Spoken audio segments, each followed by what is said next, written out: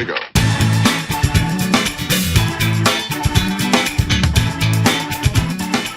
Bueno, pues bienvenidos a todos a un nuevo podcast CODES, un podcast de colegiados para colegiados. Hoy estamos con Pelayo Antuña, que nos acompaña otra vez, que ya repite. Hola, buenas. Estamos con Covadonga Álvarez. Hola a todos. También es nueva, iniciada en este podcast. Y estamos con dos invitados que la verdad es que llevamos mucho tiempo detrás de ellos, porque hablándolo con compañeros y demás, yo creo que estas personas son referentes en la profesión que ejercen en nuestra provincia. Y son Armando Menéndez y José María Morillón. Bienvenidos. Muchas gracias, Carlos, por tus amables palabras e inmerecidas. No son inmerecidas. Pero muchas gracias en cualquier caso. El cariño siempre está por encima de todo. No son inmerecidas. De hecho, yo cuando he estudiado fuera y yo me he formado en ortodoncia, tuve la suerte de formarme más en España y sois referentes, ya te lo puedo decir, porque mucha gente me hablaba de vosotros aquí en Asturias. Así que, merecidísimas. Y nada, pues por poner un poco en situación a los oyentes, si nos podéis contar un poquitín de manera breve cómo acabasteis escogiendo la profesión de ortodoncia, ideal, para poneros a los que no os conocen, porque la mayoría os conoce, pero por si acaso alguno no os conoce todavía. Pues empiezo yo, que soy el de la voz más vieja, por los años que tengo. Nuestro querido Armando. Lo mío fue una casualidad. Yo cuando acabé estomatología en Madrid, porque entonces era el único sitio donde la había, luego empezó, justo el año que terminé yo, empezó a haberla en Barcelona, o sea que toda España íbamos a Madrid. Yo quería hacer cirugía maxilofacial. Y me fui al Piramidón y allí me tocaba la fila cuarta, no veía ni la mesa de operaciones. Y un día en el vestuario coincidí con Paco Ferre, Francisco Ferre Cabrero, que iba allí a hacer ortodoncia de fisurados para que luego los pudieran operar con más éxito. Y yo, bueno, hablando un día con él, me gustó, me apunté a ir con él a su consulta, me admitió y así empezaron los amores por la ortodoncia, porque Paco Ferre era un enamorado de la ortodoncia y logró contagiarme a mí el amor por la ortodoncia. Así empecé. Luego iba a su consulta por la tarde, clínica, y por las mañanas iba a la clínica Jiménez Díaz, donde estaban nada menos que Juan Canut, Javier Álvarez Carlón y él. O sea, empezaste haciendo cirugía maxilofacial. Quería hacer, pero no hice nada. Hice una semana y ya cambié. Claro. Y ya metiste rápidamente. Sí, aquello era eterno. Yo ya llevaba de novio de mi mujer, ya era 4 años novio, yo veía 2 más de especialidad, 6, que aquello iba a ser eterno, yo tengo que acortar tiempo y de esa manera resultó muy bien. Porque realmente sí, pionero fue el padre de José, haciendo ortodoncia. Pero luego los otros aquí, casi también empezamos en Asturias a hacer ortodoncia exclusiva y eso no había nadie que lo hiciera. O sea que fuimos de los primeros. Yo solo llevo 50 años y 6 meses haciendo ortodoncia. Casi nada. A ver si llegamos. ¿Y tú, José María? La mía es una historia un poco particular, porque yo cuando terminé el bachillerato no sabía si iba a hacer filosofía o medicina. Entonces en aquel año no empezaba todavía medicina en Oviedo. Y mi padre muy astutamente me dijo, bueno, vete a hacer el examen de ingreso a Pamplona y si entras lo tienes en tu mano y en septiembre decides si sigues con la filosofía o te pones con la medicina. Entonces, bueno, la realidad es que fui a Pamplona, me admitieron y ya en septiembre, bueno, pues me decidí por hacer medicina, pero con una idea clarísima. Yo nunca iba a ser dentista, iba a ser un médico de altos vuelos, y muy filosófico y escritor. Pero empecé medicina y la verdad es que por cada departamento que yo pasaba me gustaba la ginecología, me gustaba hasta la psiquiatría me gustaba. Y cuando ya estaba en quinto de medicina, mi padre muy astutamente me dijo, ¿por qué no te vienes los veranos por la consulta? Él todavía, además de ortodoncia, hacía algo de odontología general, poca, pero hacía, y a mí las manualidades siempre me gustaron, y entonces en aquellos veranos de asistencia a la consulta de mi padre remunerada, me untaba para que no me flaquearan las fuerzas, pues empecé a ver que aquello de la odontología pues que estaba bien, me gustaba. Y entonces dije, bueno, pues voy a hacer estomatología. pero siempre con la idea clara de que me empecé estomatología y yo lo que no haría nunca era ortodoncia. Eso lo tenía clarísimo. Me gustaba la prótesis, me gustaba la médica, me gustó muchísimo la cirugía oral porque coincidí con Manolo Donado, que me acogió en sus brazos cariñosísimamente en la Escuela de Estomatología de Madrid. Y luego ya con Juan Pedro Moreno, que me tenía también catedrático de ortodoncia, ganó la cátedra el año que estaba yo allí, que me tenía mucho cariño a mi padre, y a mí también me incorporó, me hizo ir a su consulta y piqué, y acabé en la ortodoncia.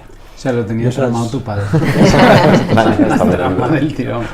¿Y tu padre? ¿Cómo le dio por hacer ortodoncia? Es una historia muy curiosa, porque mi padre le cogió la guerra civil, él quería hacer medicina y no pudo, y entonces por abreviar hizo odontología, que entonces sí la había. Y desde el principio le gustó la ortodoncia. Él leía cosas y aunque hacía odontología general al principio, luego le dieron una beca para estudiar en Alemania y se marchó a Hamburgo. Es una historia muy curiosa porque se marchó con una beca para estudiar en Alemania. Una beca que fue a Hamburgo, al departamento de ortodoncia de la Universidad de Hamburgo, pero teóricamente la beca se la habían concedido para estudiar medicina tropical en Maguncia. O sea, para que veáis las vueltas que da la vida. Y eso, mi padre, me acuerdo que éramos niños y desapareció un invierno entero, y luego desapareció otros 6 meses más, que se fue, estuvo 1 año y medio en Alemania, y así fue su formación a salto de mata. Me acuerdo que lo leí en aquel esquema que me mandaste cuando hice un in memoriam de tu madre, era, ¿no? Que conté un poquitín en la SEDO la historia de tu padre, que iban 600 hasta allá, que claro, es que viajar a Alemania hace 70 años, 80 Mi padre o más. marchó en barco, desde el Musel, en un barco de carga y cabotaje.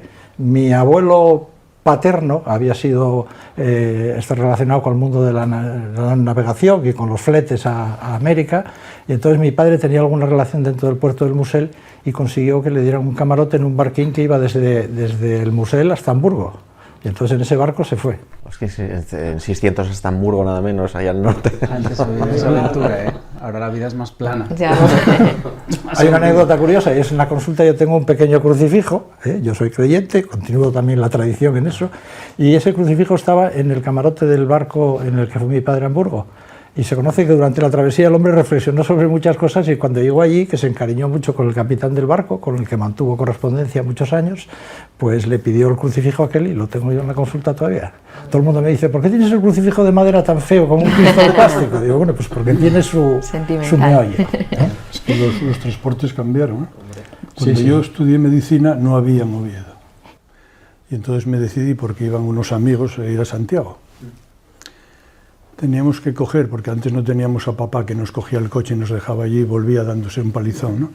Cogía el alza que llegaba a sus dominios hasta Ribadeo, 4 horas. Había que cambiar de autobús en Ribadeo, cogíamos la empresa Ribadeo a Coruña. En Coruña otras 4 horas. Había que bajar y coger el Castromil, otras 2 horas a Santiago. 10 horas de autobús llegar a Santiago. Eso ahora pues no se entiende bien, pero antes era lo que había. De héroes. Por eso antes la formación era tan diferencial, ahora está como más globalizada, la gente accede más fácilmente. Vale, pues si os parece nos metemos un poco en harina, vamos a hacer un podcast un poco más técnico, venís con miedo porque no sabéis qué temas tocamos, pero no os preocupéis porque son temas que están encima de la mesa habitual de cualquier tertulia que sea de ortodoncia. Y Coba tenía, para empezar, yo creo, ¿de qué queríamos hablar? Sí, a mí ya que os tenemos aquí, quería aprovechar para preguntaros un poquito sobre, bueno, a mí siempre me ha llamado la atención la gente que no cree en los funcionales, ¿no? Entonces, bueno, pues creo que tenemos aquí a las personas adecuadas para hablarnos, y hoy en día, sobre todo con el tema de la respiración, creo que hasta los americanos que eran tan reacios a los aparatos funcionales, pues hoy en día están muy concienciados y hay muchas sociedades o asociaciones para diagnóstico, prevención y tratamiento, bueno, pues con funcionales, con el tema de la respiración, un poco que lleváis toda la vida haciéndolo, pues ¿qué opináis? Pues mira, aquí estamos dos. José sabe un montón de Frenkel y yo sé y uso mucho activador Bionator.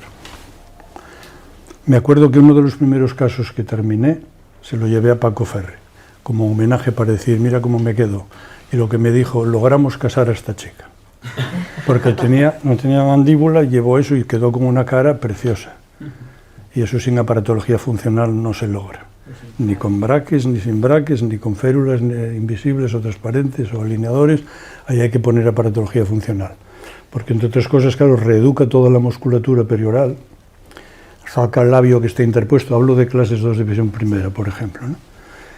Y permite manejar el sentido vertical, porque según donde pongas planos, pues permite obstruir incisivos o que se obstruyan molares o lo que sea, ¿no?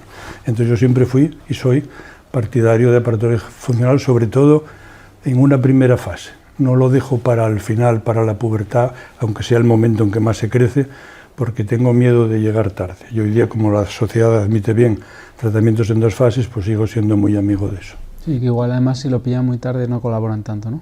Porque están en esa edad de no ponerlo, justo. Sí, yo estoy totalmente de acuerdo con lo que dice Armando. El problema de los aparatos funcionales es que realmente, como nada en medicina, tú no puedes garantizar unos resultados. Las respuestas, la variabilidad en la respuesta de los pacientes es muy grande. Entonces tienes casos que son absolutamente extraordinarios y que te dejan con la boca abierta, y otros que, a pesar de la colaboración del paciente y peleándote como un loco por conseguir lo mejor, pues los resultados son francamente pobres, ¿eh? Luego hay otro aspecto de los aparatos funcionales, porque como yo tengo, anticipo, una especie de formación esquizofrénica, es decir, la primera parte de mi formación es en el mundo de los aparatos funcionales a través de mi padre, y la segunda es con Ronald Roth, natólogo puro, que, vamos, un aparato funcional era una herejía. Si queréis luego os cuento alguna anécdota de mis primeros tiempos con Roth. Entonces dices tú, entre creer que tú puedes hacer cualquier cosa con el crecimiento y creer que el crecimiento está absolutamente determinado de manera cuantitativa, genética, pues hay un rango intermedio brutal. Luego yo siempre digo, y creo que lo comenté en la última charla que di en un asedo en Madrid, hace 2 años, en el asedo que organizó Girón, Javier Girón, y es que el problema de los aparatos funcionales es que, dices tú, estimulan las funciones. No es totalmente cierto, porque realmente dices tú porque pongas... ¿Estimulan las funciones orales normales. Sí es cierto lo que decía Armando, que mejoran la tonicidad y el funcionamiento de la musculatura perioral. La función fundamental del aparato estomatognático, que es la masticación, ¿qué la estimula un aparato funcional? Nada, en absoluto. Y tú pones un funcional, está con la mandíbula en una posición adelantada y sí, los músculos de la deglución, de la fonación, incluso la musculatura perioral va a funcionar de distinta manera, pero tú no la estás estimulando. Tú no la estás estimulando de ninguna manera. Estimularla sería que cambiáramos los hábitos alimenticios, la consistencia de los alimentos desde niños y por supuesto, la respiración, cuidar enormemente la respiración, que es uno de los caballos de batalla más difíciles de manejar en la especialidad. Pero suscribo todo lo que ha dicho Armando respecto a ellos. Ahora se está hablando mucho de respiración, mucho. Está habiendo muchas corrientes que incluso promueven una especialidad que se encargue entre la odontología y diferentes profesionales, y que nuestra profesión se dedique, o sea, haya una rama en la cual se hable solo de cómo mejorar vías aéreas, respiración, que normalmente suele ir de la mano de la ortodoncia, el tema respiratorio, pero también involucran fisioterapeutas, también involucran otorrinos, pediatras. Y de hecho, mi mujer, que se dedica a hacer niños, le cuesta un montón hacer un buen equipo donde vertebres bien toda la especialidad de la respiración. Es que hay 2 tejidos que siempre dependíamos del otorrino, que son las amígdalas y las adenoides, ¿no? Cada adenoide sabes que con los años involucionan, pero justo cuando involuciona, pues tiene a lo mejor el paciente que hizo 16 años ya creció todo lo que tenía que crecer y mientras tanto estuvieron encordeando. Mandabas a un otorrino, no, esto va a desaparecer, oiga, pero es que lo que me interesa es que desaparezca ya, no después que ya hicieron lo que tenían que hacer. Entonces hubo siempre... A mí me tocó vivir una época, porque quizá la ortodoncia, cuando yo empecé, no estaba demasiado extendida, de luchar con los otorrinos por lograr hacer amigdalectomías o adenoidectomías. ¿Y creéis que los niños de ahora, o sea, veis alguna diferencia en cuanto a que respiren peor o no? Siempre quiero decir, siempre ha habido problemas de... Yo creo que ha habido siempre problemas. Quizás a lo mejor ahora son más acentuados, porque también yo creo que el índice de maloclusiones ha aumentado. Eso hay algunos estudios que lo muestran. Ha aumentado desde hace 20 años para acá, o sea, no es un fenómeno evolutivo, no hay que ir al Renacimiento ni a épocas anteriores, ¿no? Pero el diálogo con los otorrinos, para mí sigue siendo un diálogo de sordos. Y el sordo es el otorrino, no me voy a cortar un pelo, por lo menos en mi caso. Yo no mando ni un solo paciente a un otorrino que no lo mande con un informe escrito, con las imágenes y explicando mi punto de vista. A día de hoy puedo contar con los dedos de mis manos las respuestas escritas que haya recibido durante 45, 47 años de ejercicio profesional. Jamás. Ana, no se me contesta. Ana está buscando activamente un otorrino que además salga de la función pública, porque tiene que tener algo privado para poder agilizar el que te vean desde un prisma más específico el tema de la respiración. Y tiene un problema porque cuando pide que un otorrino se monte por lo privado o busca ver a alguien, un otorrino privado que se dedique a niños para ver este tema respiratorio y ejercer más prevención que no tratamiento, le cuesta un montón porque tienes que asegurarle no sé cuántos pacientes al mes. Tienen que quitar la exclusiva, con lo cual tienes que pagar, o sea, tiene que compensarle 2 o 3 veces más de lo que supone la exclusiva. Entonces es muy difícil sacar a ciertos otorrinos que son jóvenes, que están formados, que tienen muchas ganas, del sistema público, con lo cual el sistema público lo que normalmente les orienta es al tratamiento y no a la prevención, y ahí tenemos un problema. Tenemos 2 especialidades muy necesarias para nosotros, que son el otorrino y el foniatra, logopeda, porque hay que saber educar eso, labios, lengua, y claro, mucha gente va al foniatra porque pronuncia mal la R, porque cecea, pero hay que enseñarlos a cambiar esa deglución infantil que se interpone en lengua. Al deglutir o incluso en reposo no hay quien corrija una mordida abierta. Y luego otro mundo importante es el de las alergias, que en determinadas zonas, pues, hay, claro, tú luchas, pero el problema es la alergia, no es que el otorrino no quiera hacer nada, y son difíciles de combatir, pero hay que estar en ellos. Eso que comentabas tú, Carlos, que te comenta Ana, es una realidad tremenda y dura, porque ves a un niño, le estás haciendo un estudio, tiene una clase 2, está con mordida abierta, con unas vegetaciones tremendas, con unas amígdalas enormes, y dices tú, ¿y yo qué voy a hacer aquí? Voy a pelear, pero yo la verdad es que a día de hoy muchas veces una pelea que la empiezo con el espíritu derrotado, porque siento que no me van a escuchar, Y incluso a veces, cuando te dan la razón y van a un otorrino y les dice, pues sí, pues yo y tal, y hacen una segunda consulta, la segunda opinión, ya sabéis que la segunda va a ser negativa. Entonces los padres, evidentemente, si creen que con tratamiento medicamentoso o tal van a poder corregir aquello, pues razonablemente lo intentan. Claro. Pero sí que es un problema muy importante. Sí que preparo mucho el tema de cuando no conseguimos tratar eso, hábitos y demás, me defiendo y hablamos de recidivas futuras y de valorar en el futuro, ir retocando y mirando, porque cuando no corriges el hábito o la respiración o la devolución atípica o lo que sea, esto te vuelve como un boomerang. Mira, yo sí he encontrado últimamente que es que estoy teniendo muchos pacientes, yo hago mucha ortodoncia en niños, y estoy teniendo muchos pacientes que ya no es solo la maloclusión, sino es que les oye respirar y dices, madre mía, este niño es que se le escucha respirar fatal, y lo hablas con los padres y te empiezan, sí, es verdad, si es que ronca muchísimo, si es que le hablas de, ¿puede tener apneas? Y algunos, bueno, pues no te diría yo que no, o sea, que realmente ves, y hoy en día yo creo que solo operan si hay apneas, ¿no? Pero, muchas. Pero tampoco hay facilidad para que les hagan la prueba del sueño, yo no sé muy bien cómo manejar eso, a dónde enviarles para que les hagan. Sí he encontrado un otorrino que nos está haciendo más caso, que de hecho le dijo a los padres, el niño tiene 7 años, que si va a hacer ortodoncia además, igual ya le operamos, porque estaban esperando un poco a ver si pues involucionaba y tal, pero no, pues es del centro médico, que le va a operar. O sea, que bueno, por que ya porque el niño descanse bien, por supuesto. Al final es todo la salud global del niño. Claro. Yo creo que en el UCA hay un departamento hay un neurofisiólogo infantil. Por lo menos algún paciente nuestro, a través de nuestro contacto con maxilofacial de UCA, sí que le han estudiado, pero no es frecuente, no es frecuente. y luego además como entramos en la compartimentación de servicios, es decir, si es de Gijón, que vaya a Luca, ya empezamos con los problemas, ya no hay nada que hacer. Es el... pasamos a otro tópico que se ha Déjame preparado. mencionar una cosa más, Sí, en claro. defensa de los logopedas, con quienes yo durante muchos años he tenido relativamente poca relación por mi poca fe, no en lo que el trabajo que ellos hacen, sino en la posibilidad de que el trabajo que ellos hacen fructifique. Me explico. Yo vivo junto al Grupo Covadonga y veo lo que un chavalín, para jugar al tenis, vamos, o sea, un poquitín, y curioso, va al Grupo Covadonga todos los días 1 hora o 2 horas. Al logopeda, ¿cuánto van? 2 tardes a la semana, 20 minutos cada tarde.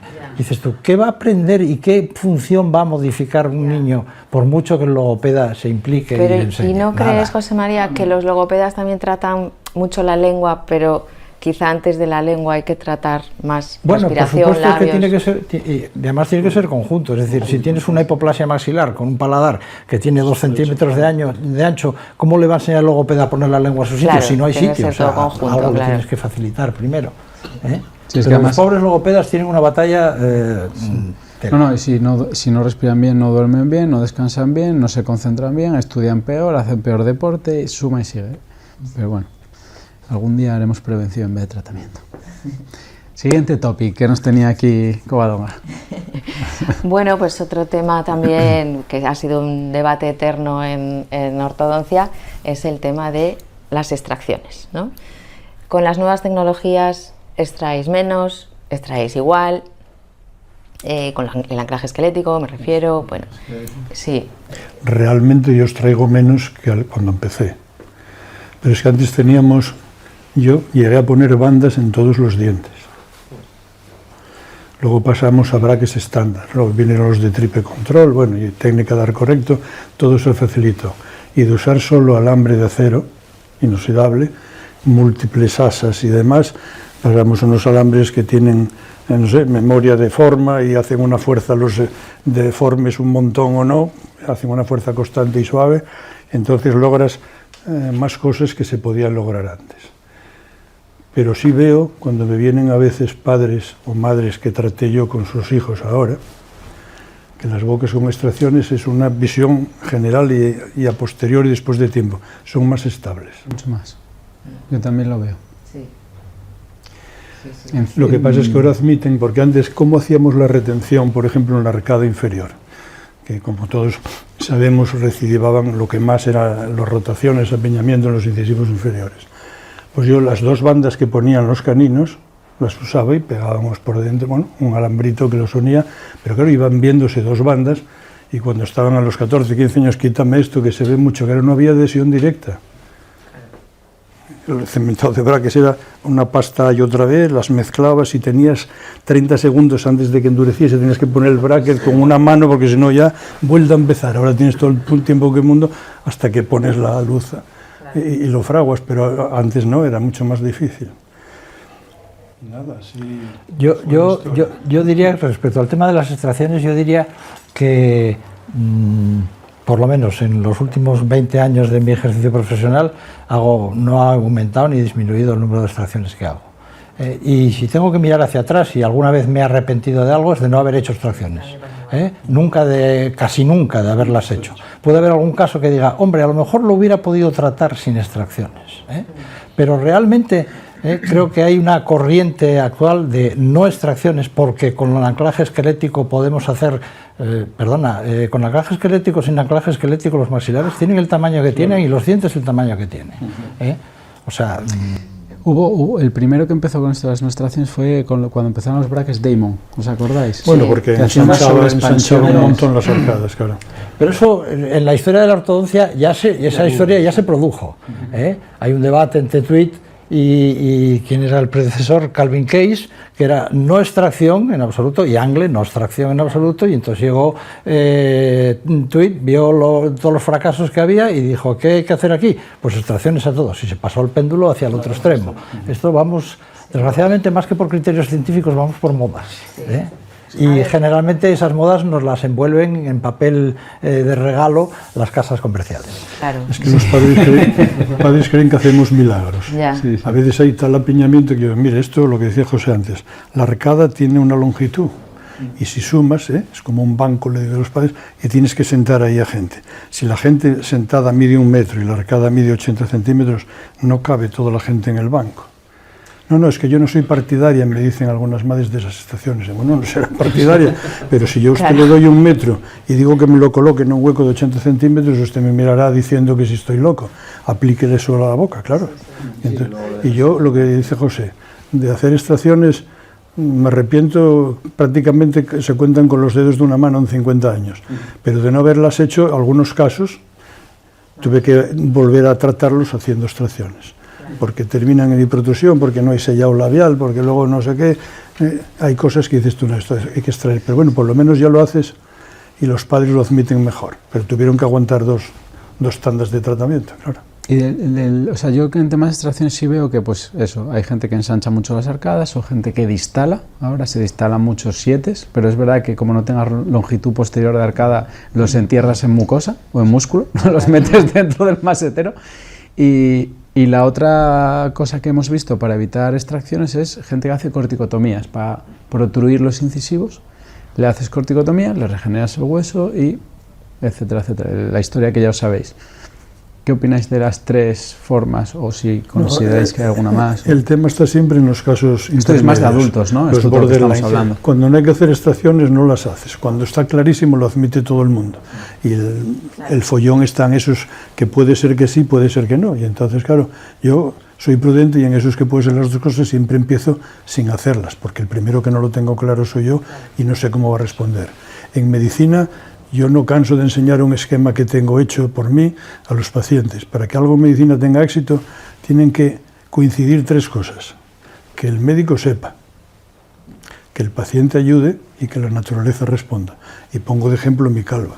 Fui a un médico muy bueno, eché todos los potines que me mandó, pero el pelo cayó, que ahí la que falló fue la naturaleza. No somos dueños del cuerpo ajeno, no somos del nuestro, vamos a ser dueños de otro. Y encima el paciente no ayuda. Entonces, claro, es muy difícil para decidir si hacer una cosa o no. Claro, no hay duda que con extracciones vas sobre seguro.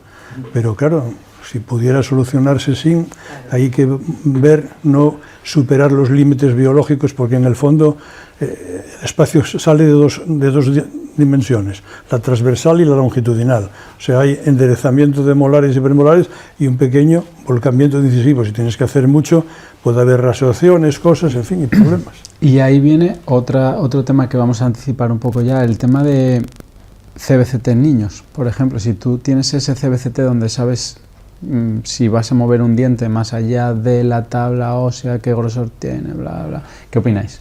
¿Qué opino? Opino, en primer lugar, que te estás remangando. Que un CBCT hecho en condiciones normales y con la definición habitual de un CBCT no te da información suficiente para saber si tienes 1/10 o 2/10 de milímetro de hueso alrededor de un diente. Puedes tener falsos negativos. Es decir, la idea de que tienes una dehiscencia y que luego casi hagas siempre. un cogajo y que veas que no la tienes. Haces una extracción para cualquier cosa y te queda ahí todavía. Luego, por otra parte, la existencia de dehiscencias es un fenómeno natural. Es decir, tú puedes coger individuos sanos con una normoclusión y que pierden un diente y tiempo después les van a poner un implante, hacen un colgajo y ven, oye, mira, si tiene una dehiscencia, si en la raíz del premolar sube hasta media raíz la cara vestibular que está expuesta. Quiero decirte que eso es un tema muy tal. Personalmente creo que el CBCT es una maniobra, es una herramienta maravillosa y casi innecesaria en el 95% de nuestros niños. Niños. Que no adultos. Que no adultos. El adulto puede ser un campo distinto. Puede ser un campo distinto, no digo que lo sea absolutamente, pero en niños, personalmente, es mi creencia que no la necesitamos para nada. Incluso, y eso es un campo en el que yo tengo bastante experiencia, que son los dientes, las impactaciones dentarias, en la inmensa mayoría de los casos te dicen, no, cuando hay un canino impactado hay que hacer un CBCT. Mentira podrida. Si tú has hecho, porque no sabías que estaba el canino impactado, la exploración rutinaria de radiografía lateral y panorámica, y a veces incluso frontal, si tenías un problema transversal, eso en el 90% de los casos te da información suficiente para saber por dónde anda el canino. Otra cosa es que luego el cirujano, para hacer el abordaje, sí quiera un CBCT específico de ese diente. Y a ver... Perdón, y sigo, y sí, en adultos evidentemente, pero también tiene otro aspecto, y es muy desagradable, que es el aspecto médico-legal. Resulta que si has tenido algún problema y no tienes un paciente adulto con una recesión y tú no tenías un CBCT, pues entonces te pueden acusar de falta de documentación y de falta de información. Y entonces ya entramos en terrenos donde dices tú, practicamos la medicina defensiva, pídele un CBCT. Pero, ¿y vías aéreas? Porque los CBCTs en niños sí que te dan mucha información de vía aérea, diagnóstica, pólipos nasales o paranasales o sea, ocupaciones sinusales, para la hora de emitir un comunicado estéril hacia otro doctor que te va a echar una mano. Pero sí que te da ese, o sea, por lo menos a nosotros nos da esa virtud. Sí, fíjate, para mí, Carlos, yo creo que esa información sería incluso más importante que la otra, que la del envolvente óseo de la raíz. Me parece que es incluso más importante. De todas formas, también hay muchas publicaciones, por ejemplo, de Carlos Flores Mir ha publicado mucho sobre el valor del CBCT en cuanto a la información que te dan sobre la vía aérea, porque al fin y al cabo el CBCT vuelve a ser lo mismo, es decir, es una instantánea. Y entonces, ¿en qué momento de la respiración o de la deglución o tal has cogido tú al paciente cuando haces esa instantánea? Puede ser falsear un poco los datos. Al final, si quieres una exploración, tiene que ser la rinomanometría, todas las que el otorrino conoce, y si hay un problema de apnea, la polisomnografía. El CBCT te puede respaldar un poco en tu sospecha diagnóstica, pero... A ver si alguien nos oye y monta una clínica de vías aéreas. Bueno, vale. Un terreno de otorrino. Sería estupendo. Sería estupendo. Yo llevo muchos años, desde que oí 20, 30 años atrás en la SEDO, por ejemplo, tú tienes una pérdida de una pieza. Hay reabsorción, tanto transversal como vertical en el hueso, que no entra bien el implante, sobre todo cuando antes no había la regeneración ósea tan fácil que hay ahora. Decía, desplázame, lo decía Chomen hace años, desplaza el 4, por ejemplo, al sitio del 5 y luego lo vuelves a mesializar y generaste hueso para poder poner un implante en el 5. Luego el movimiento dentario, no todo en ortodoncia es destrucción ósea, que también forma hueso. Y yo a partir de ahí empecé quizá a hacer menos estaciones por eso. Digo, bueno, yo si hago fuerzas muy pequeñas, sé la anchura de la arcada, pongo arcos que son 1 milímetro más anchos, voy poco a poco, voy a causar reabsorción ósea.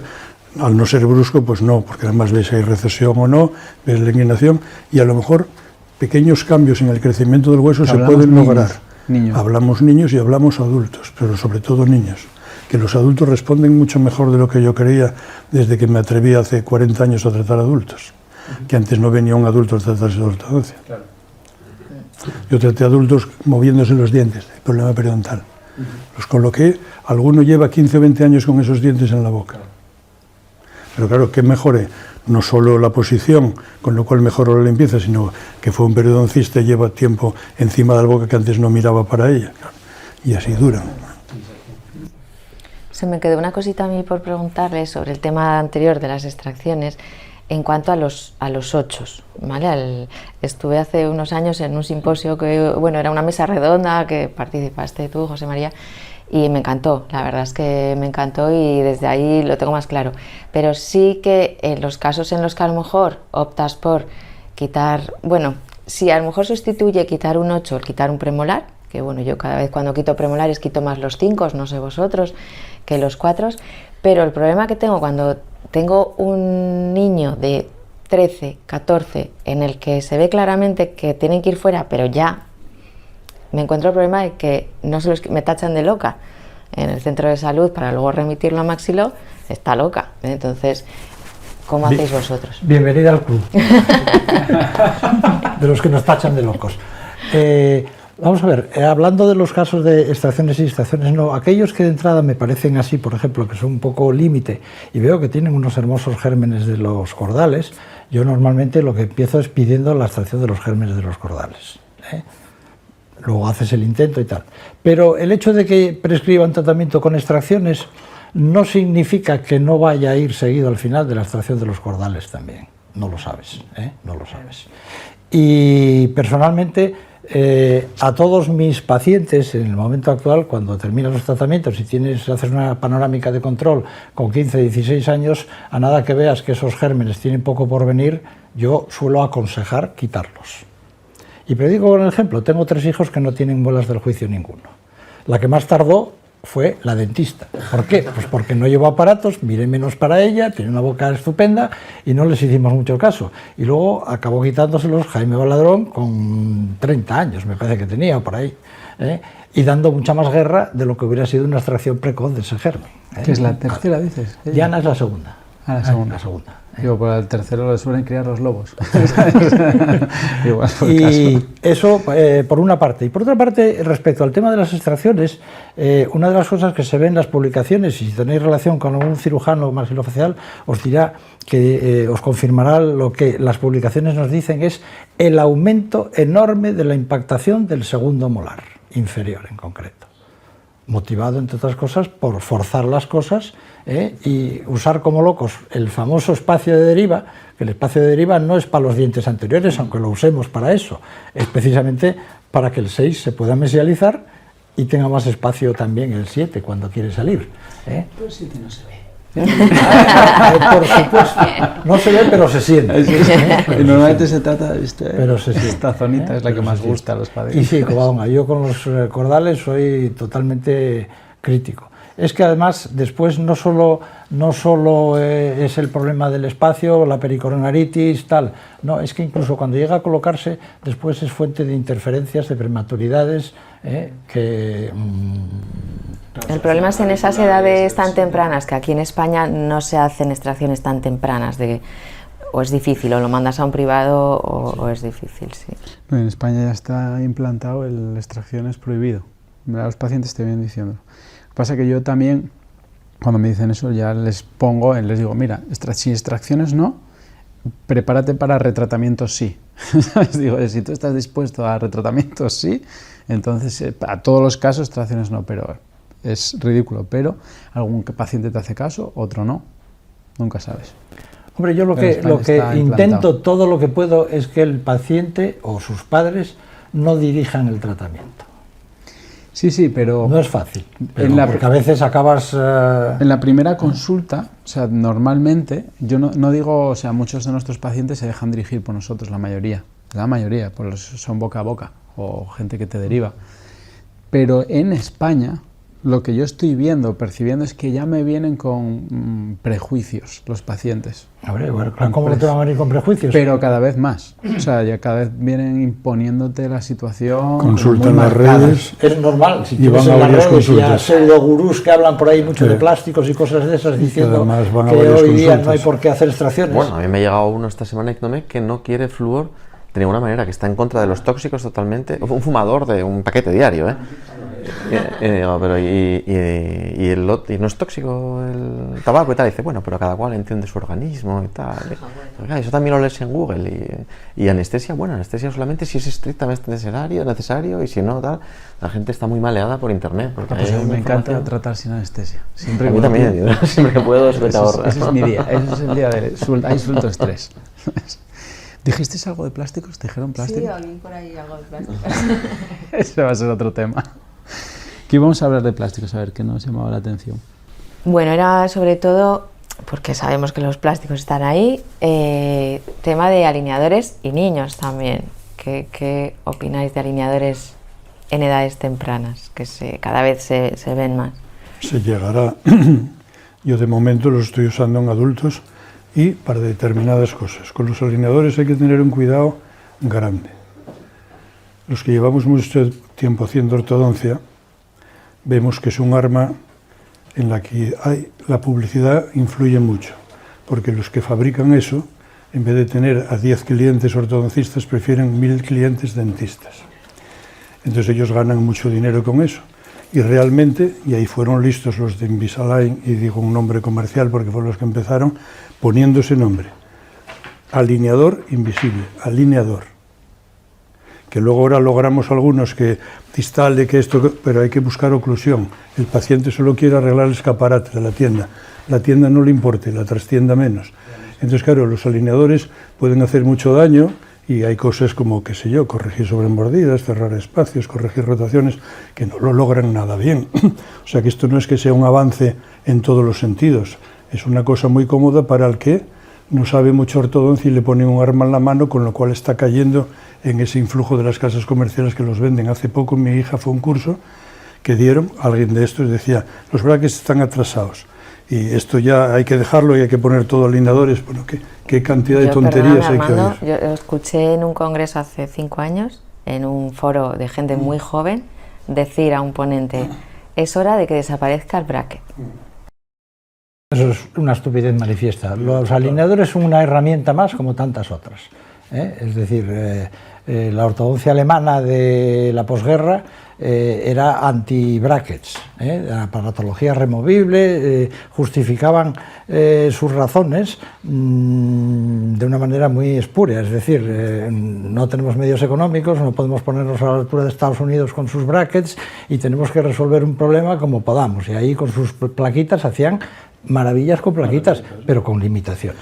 Y terminaban con posicionadores. Y con brackets pasa lo mismo, lo veas los brackets y dices tú, oye, es una herramienta maravillosa, mueve los dientes maravillosamente bien, perfecto, pero evidentemente una clase 2 en un niño con un componente funcional importante no lo vas a corregir con brackets, para eso están los aparatos funcionales que hablábamos antes, aunque algunos no crean en ellos, pero con los alineadores pasará lo mismo, llegará un momento que digamos, oye, estas cosas las hago divinamente bien con alineadores y divinamente mal con brackets. Perfecto, usa alineadores.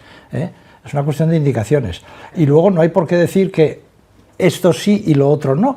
Es muy probable que, por ejemplo, tú facilites enormemente un tratamiento con alineadores si en aquellos movimientos en los que los alineadores fallan y dan más problemas, los resuelves primero con brackets, con una fase muy sencilla. O un caso con extracciones, dices tú, vale, lo empecé, ya tengo los espacios prácticamente cerrados, está esto es mal, y lo remato con alineadores. Claro. No hay que tener una mentalidad cerrada o esto o lo otro. Sí. Pero sí es verdad que en niños, igual que un funcional, te permite dirigir el vector claramente de crecimiento o hacia donde tú quieras. Con alineadores, yo creo que se ve, es muy raro a la hora de morder. O sea, te puedes fijarte la mandíbula yendo para un lado y, ojo, cuidado, como no ajustes bien el plastiquito y lo talles como si fuera una férula, es muy raro. Entonces yo en niños todavía no termino de ver el momento de decir, hostia, el alineador es mejor que el bracket en niños. En niños, o sea, que el bracket o que un funcional o que cualquier sistema de estos, porque se está utilizando mucho para expansión, que eso sí lo consigue muy bien el alineador, pero para fijar la posición mandibular, ¿sabes lo que te digo? Eso es muy complejo. Sí, de hecho, y abundando en eso, yo con niños nunca he usado alineadores, y con adultos tengo poca experiencia.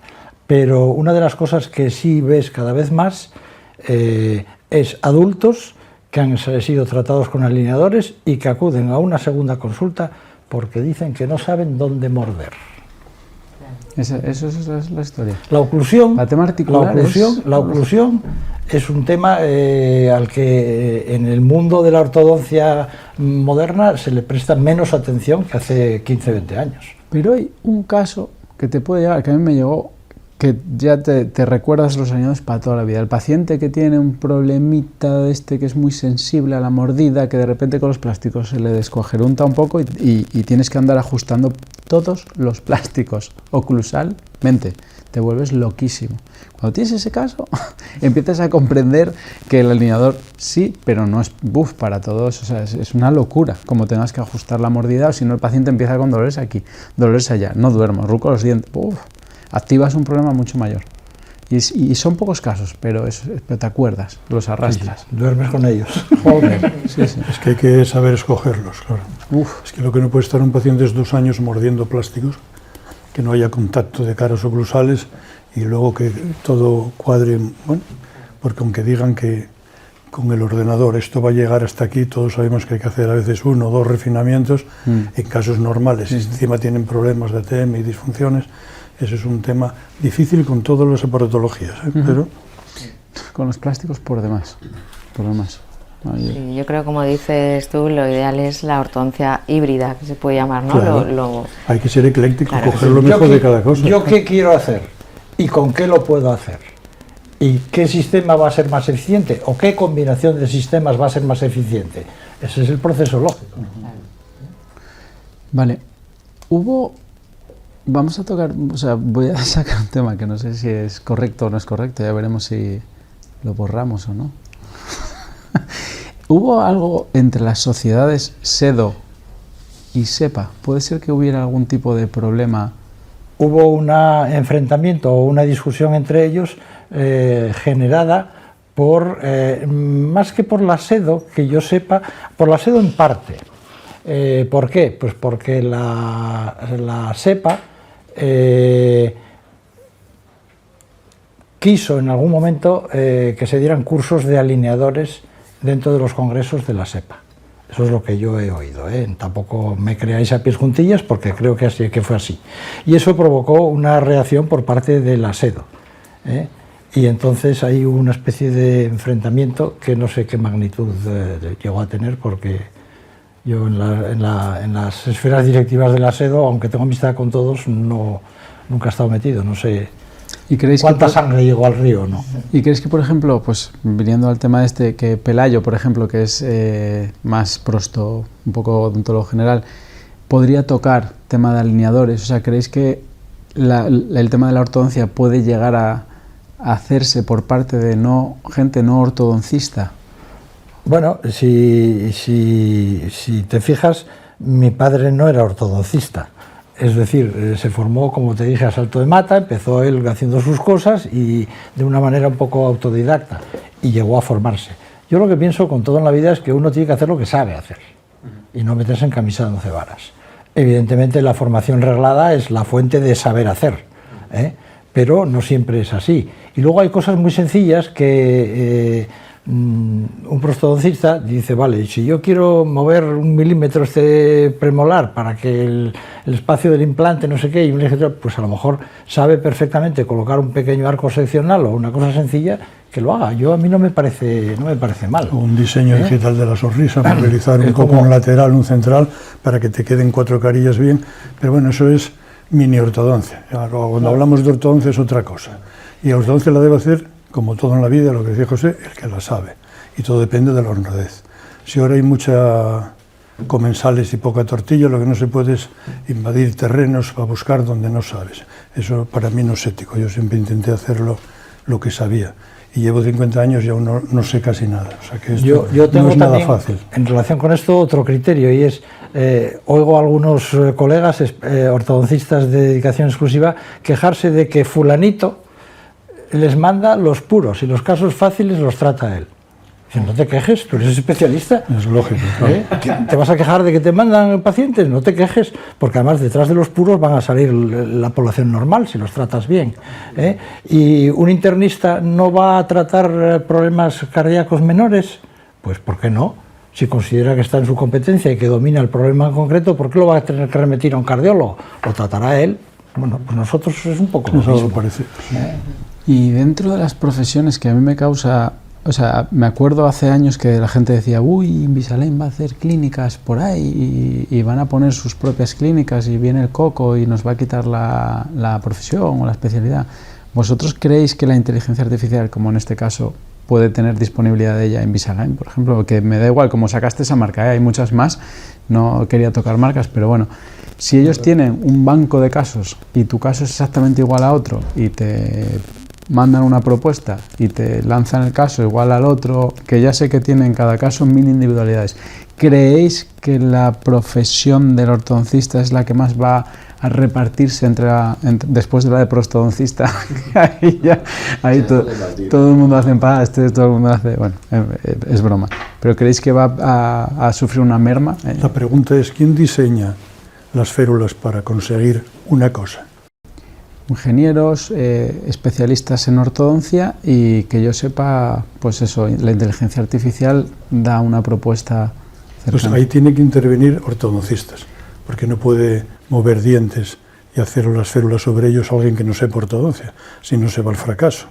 en la consulta nuestra, hasta que damos un visto bueno a los clean checks que mandan, revisamos a veces 7, 8 veces, no, esto no va así, esto para acá, esto súbelo, esto bájalo, que me sacaste esto de clase 1, que ahora está en clase 2. O sea que a veces uno duda quién maneja estas cosas. Y ese es el peligro. Esto no es quién va a hacer la ortodoncia, es que lo que hablábamos antes, hay que hacerla bien. Hay que ver quién diseña eso, hay que hablar con él. Ahora ya hay un grupo de personas que intentan hacer su propio software para hacer los alineadores. Entonces, claro, uno hace su ortodoncia y no la que te mandan allí. A mí me llegó una publicidad diciendo: evite usted al ortodoncista que consiga un dentista que le haga impresiones y nosotros le mandamos todas las férulas y solo le cuestan las férulas. Bueno, esto es un mundo que debía atacar el colegio. No, Armando, y eso, perdona, eso es casi lo segundo peor, porque lo peor de todo es que mandes unas fotos y te tomen las impresiones en casa, como ha pasado que te mandaban por empresas de Irlanda, no sé dónde, los aparatos, y nadie te valora ni periodontalmente, ni nada, ni historia. Yo creo que ha llegado ya uno. La inteligencia artificial, que hay dos iguales en la rotación de un incisivo, pero no hay dos personas iguales, eso nunca puede llegar. La inteligencia artificial, si no la maneja una inteligencia natural, pues mal asunto. Y yo, que no sé una palabra de todos esos temas, pero me sobrepasan, pero la inteligencia artificial es tan buena como la calidad de la información que metas dentro. Entonces, si por ejemplo una de los grandes fabricantes de alineadores actuales, la inteligencia artificial que va a manejar en función de los resultados obtenidos es la de sus propios casos, apaga y vámonos. Yo una cosa muy parecida, o sea, un símil parecido lo vi en la profesión del técnico de laboratorio. Cuando salieron las herramientas DSD, que los encerados ya no eran necesarios, que ese trabajo lo hacía, pues eso, la inteligencia artificial, pero en realidad yo cada vez veo más laboratorios proliferar y más técnicos de laboratorio, y que yo creo que es una profesión que tiene mucho futuro. Y yo creo que obviamente la ortodoncia, aunque venga la inteligencia artificial, que viene el coco, bla, bla, bla, tiene muchísimo futuro y simplemente lo contaba a tono anécdota. Tendremos más trabajo. Yo creo que la inteligencia artificial tiene que ayudar a todos. Es decir, es algo que viene en beneficio de todos. En sí misma no va a marcar ningún camino. Lo que va es ayudarnos a hacer las cosas mejor. Pero puede ser bien utilizada y mal utilizada, como todo. Puede ser de buena calidad y de mala calidad. Pero siempre la de utilizar una persona. Que tiene que saber lo que es ortodoncia y saber lo que le ofrece la inteligencia artificial y modificarla hasta que logres lo que quieres tú, ¿verdad? Ella sola no funciona, no te trata la inteligencia artificial, eso es un ente, no es un ser. Correcto. Vale, por ir acabando, siempre preguntamos un poco que si podéis dar algún consejo a la gente joven que está empezando en la profesión, que no somos ya nosotros ningún ejemplo, desgraciadamente, pero si nos podéis dar algún consejo para seguir de aquí en adelante, sería ideal a todos los que nos están escuchando o nos van a escuchar.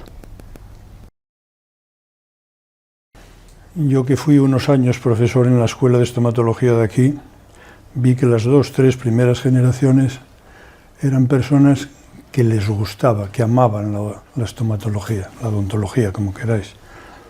Entonces, en esto yo es lo que pongo siempre, lo que caracteriza al ser humano, que es que pon amor. Tienes que estar enamorado de lo que haces. Y estando enamorado, queriendo, pues aprendes. Lo que no te atreves a alguien que le guste aquello es a no saber. Entonces, si tú vas ahí, pues no sé, porque hay pocos para ganar dinero, por todas estas tonterías que se corrieron con los estomatólogos, que ahora ya no es así, porque hay uno en cada portal, pues fracasarás. Entonces, lo que hay que hacer es eso. Hacer una profesión que te guste, estudiarla bien, ser ético en tu tratamiento y con los pacientes y hablar mucho con ellos. Yo explico todo mucho, fíjate que muchos padres al salir me dicen: me lo explicó usted muy bien, nunca me lo dijeron tan claro. Bueno, pues nada, así hay que hacer. Claro, no es abrir la boca y aquí mando yo, eso, tratar bien al paciente, no por interés, sino porque haya una comunión en el tratamiento que así redunda en un mejor beneficio para los dos. Amor, honradez, estudio. Yo creo que no puedo añadir nada. Sí, una anécdota. Recuerdo en una reunión de la Sociedad de Anglia de hace bastantes años, tuvimos la suerte de que apareció Ricketts por allí, le invitaron a venir y le pidieron que sobre la marcha, no sé, los que hayáis conocido a Ricketts, era un hombre con mucho mundo, mucha capacidad de comunicación, y que diera una charla, y dio una charla con micrófono en mano, y el resumen de la charla que nos dio fue que si no nos gustan nuestros pacientes como personas y como seres humanos, cambiemos de profesión, dedicaros a otra cosa. No valéis para hacer ortodoncia, ni para hacer ortodoncia, ni para hacer ninguna especialidad que tenga que ver con la medicina y con la estomatología, ¿eh? Eso me parece que es fundamental. Y otra cosa más que les diría a los jóvenes, que estudien, que estudien, que estudien, ¿eh? Hay textos y hay publicaciones montones y muy buenas, ¿eh? Y yo creo que la gente hoy estudia muy poco, es mi convicción. Pues buenos consejos, sí señor. Y sí, yo creo que nos da tiempo. ¿La especialidad creéis que va a salir para adelante? Lleva 1000 años. Yo fui una vez a una reunión a Madrid por ser el más joven para votar lo de la especialidad. Fíjate dónde hay que remontar. Sí. Me convocó Juan Canut, sí, fuimos ¿Y yo por qué convocados me llamas ahí. aquí? Porque hay que convocar al mayor y al más joven, y tú vienes como el más joven. Y bueno, y ya se Cuando estaba, las elecciones. bueno, Sí. ya, eso es por viejo. Lleva muchos años, pero supongo que eso arreglaría bastantes problemas. Parece que últimamente está habiendo así algún avance. Lo difícil ahora es que esto está en marcha, ¿dónde pones la línea? De aquí para allá especialista, de aquí para acá no. A partir de ahora, bueno, pues hay que hacer esto. ¿Y los de antes? Claro, por eso se tarda tanto, ¿no? Pero yo creo que Sí, que tiene que salir, tardará más o menos, pero no podemos ser, lo estamos siendo, una excepción dentro de toda la Comunidad Europea Europa, sí. desde hace muchos años, y eso se tiene que acabar, sin ninguna duda. Los problemas pueden venir después, dices tú, lo que decía Armando, ¿y quién sí y quién no? Y ahí, pues, ya se verá. Eso sucedió con todas las especialidades médicas, ¿eh? Los periodos de transición siempre fueron, en cierta medida, conflictivos. Y nos empezó cuando éramos 4, ahora que somos 4 millones de dentistas, pues ya está más difícil. Vale, y el otro día hablando con Pelayo, que estábamos en el simposio este del CODES, me decía que, y a ver si Covadonga, Armando y tú me decís un poco si es verdad o no, ¿os da repelús tocar los dientes? No. Depende de qué dientes. No, yo no tengo ningún repelús, ni de niños ni de mayores. Es broma, es broma. Es lo que se dice, de los ortodoncistas dice, joder, es que manos atrás y solo mira las bocas. Fíjate si soy viejo, que yo trabajé muchos años sin guantes. Eso iba a decir yo ahora. O sea, Hasta 50 años ¿qué repelús me va a dar tocar los Y dientes? desde el COVID, vamos, o sea, yo pantallita y lo que se pueda poner por delante. O sea, yo desde el COVID me acuerdo que íbamos con escafandras, bata, máscara, no eran gafas, era como si estuviéramos en la planta COVID. Eso lo ha cambiado todo. Lo que es no saber, ¿eh? Sí, vamos, es verdad. Bueno, pues... Porque ahora vuelve a haber un montón y ahí estamos tan tranquilos. Bueno, es que se hizo menos mortal. ¿Cuántas personas se llevó? Más de 6 millones en el mundo, ¿no? Que puestos en el suelo uno detrás de otro llega muy lejos, ¿eh?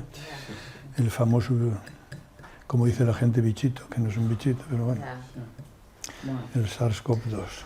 Pues un placer y muchísimas gracias porque ha sido una pasada estar un rato con vosotros. Sois gente que, como vosotros decíais, sois muy personas con los pies en la tierra y aunque tenéis talla reconocida, por lo menos unos 70.